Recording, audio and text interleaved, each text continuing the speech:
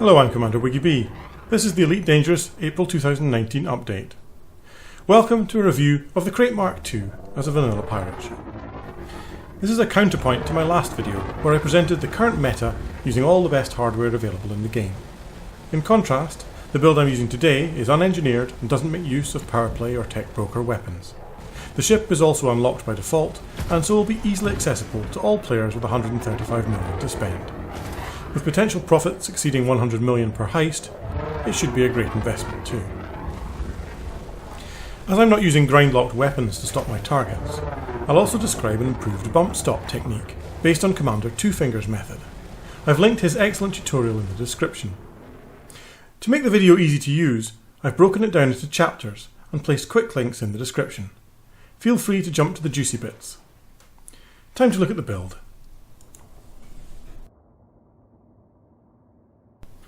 Starting with the weapons. The requirements here are simple.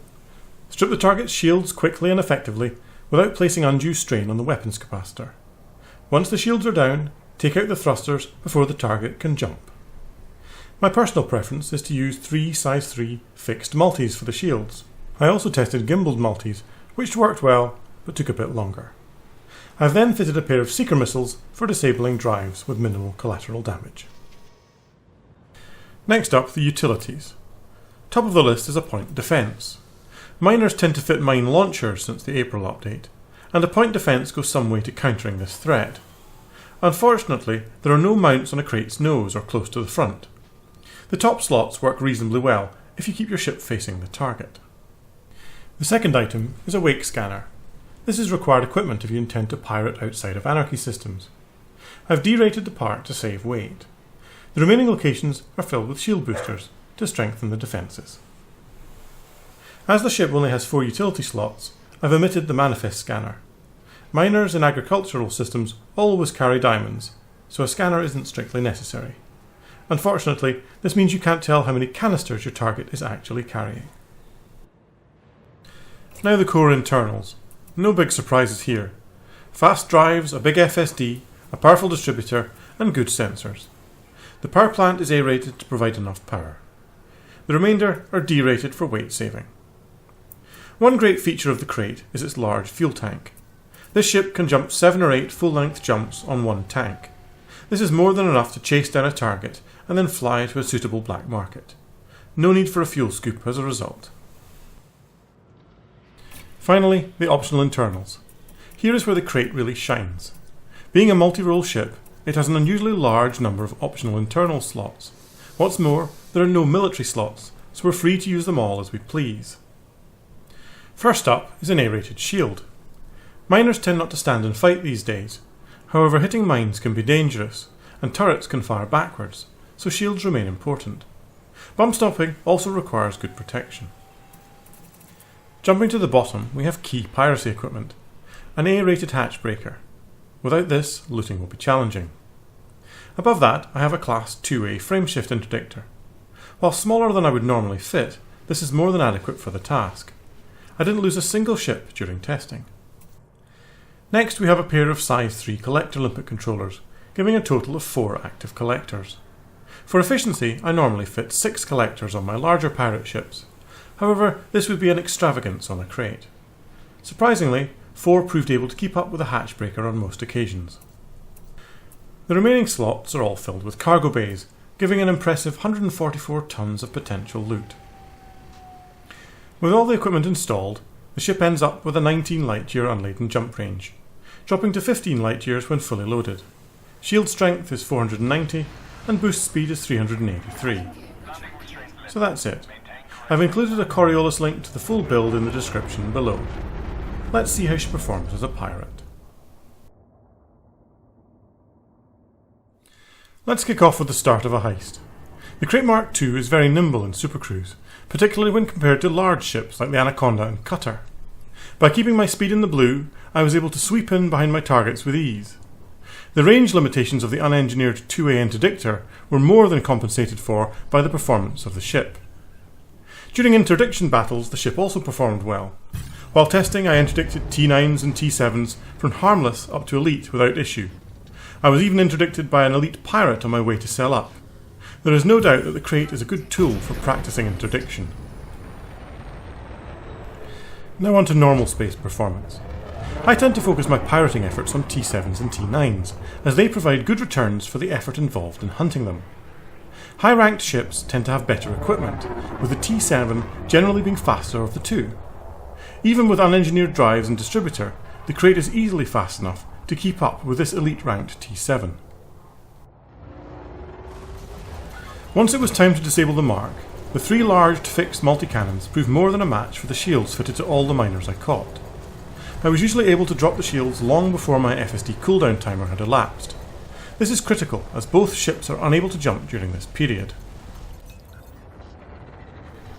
In my large ships, I generally ignore the mines dropped by my prey, simply opting to fly through the barrage unless my vision is obscured. The Krait's shields aren't up to this task, sadly. Instead, you'll need to use some vertical thrust and shoot from above or below to avoid them. Shooting from below also tends to give the point defence a better angle for clearing the mines. Once the target's shields drop, 2 or 3 missile volleys should be enough to disable the thrusters and stop the ship escaping. To make life easier during looting, any remaining turreted weaponry and point defence modules can also be disabled using the missiles.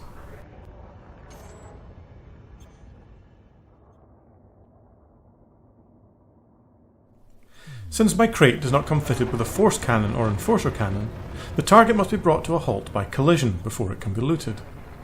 This requires the pirate vessel to be placed directly in the path of the mining ship, a task which is easier said than done, and which may require considerable practice to master. During this brief tutorial, I'm going to describe 2 similar but distinct methods. Feel free to skip on using the description quick links if you're well versed in bump stopping. The first method is based on the FA off flip that I have described before.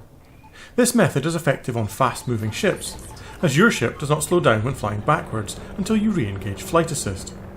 It can also be useful if your target continues to drop mines after you have disabled its drives, since you don't need to fly directly behind it. Select a relatively central module, like the power plant or frameshift drive. Trail your target closely, and then come to a dead stop. Let the target gain about 2k of distance so that you have an accurate direction heading. Point your ship straight at the target and then use down or lateral thrust to move your ship out of the miner's path. Make sure not to include any pitch or yaw components that will modify your directional heading. Boost past the target without making any adjustments. Once clear of the ship, hit FA off and flip 180. Aim your gun sights at your thruster trails for perfect alignment with the target's vector. Hit FA on and make any minor corrections to your heading if required. Being a few degrees off target when you engage flight assist is not a problem. Now use vertical and lateral thrust to bring your sights back onto the target. Again, it's important that you do not use pitch and yaw. The target should now be heading directly towards you. Zero your speed and come to a halt. Use the red module marker and orange aiming circle to fine-tune your position. If the circle is high relative to the square, move up. If it is to the right of the square, move right. This technique only works at a stop, so come to a halt between adjustments. Try and position your ship centre mass on the target, and then let it collide. Your ship will gain some speed during the impact, but your flight computer should null this out and bring you back to a standstill. It's likely that your target will ricochet off in a new direction after the collision. Stay at 0 throttle and turn to face the ship again. Avoiding thruster inputs will ensure that you have a good initial vector for any subsequent bump run.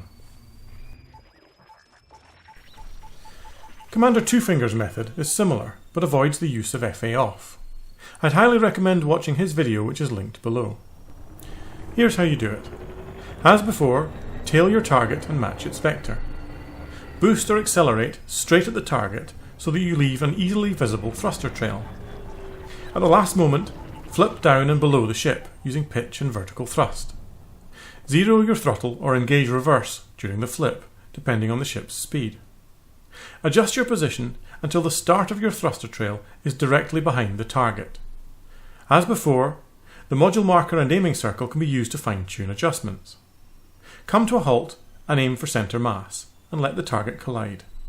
Repeat as required until the ship is travelling at less than 10 meters per second. Personally, I find this method challenging at high speeds, but very quick and effective at lower speeds. As a result, I tend to use both methods when slowing a ship.